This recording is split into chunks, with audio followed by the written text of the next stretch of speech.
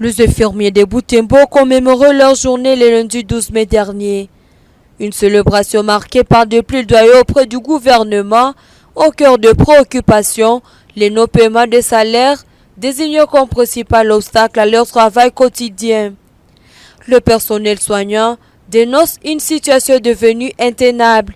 Beaucoup d'entre eux travaillent depuis 2 mois sans toucher leur rémunération. Les problèmes auxquels sont confrontés les infirmiers dans notre contrée, ils sont nombreux. D'abord les problèmes Covid partout dans le pays, l'insuffisance de paiement, les infirmiers ne sont pas bien payés.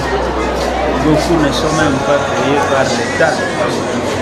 C'est d'abord cela, vivre dans des conditions précaires.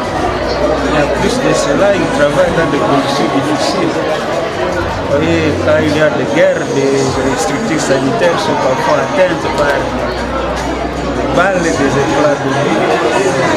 Donc, les infirmiers qui rencontrent parfois qui sont victimes d'incursions nocturnes. À plus du non-paiement, d'autres défis qui s'ajoutent sont l'insécurité croissante dans la région et l'abandon ressenti de la part de l'État.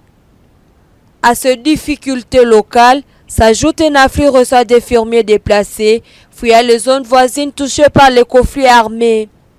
Ces nouveaux venus, bien qu'engagés, sont eux aussi confrontés à l'absence de soutien institutionnel suffisant.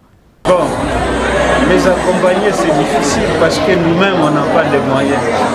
Et vous voyez, nous sommes un organisme qui ne vit que grâce à des cotisations mensuelles, malheureusement des cotisations qui ne sont pas payées par les infirmiers parce qu'ils disent qu'ils ne sont pas bien payés.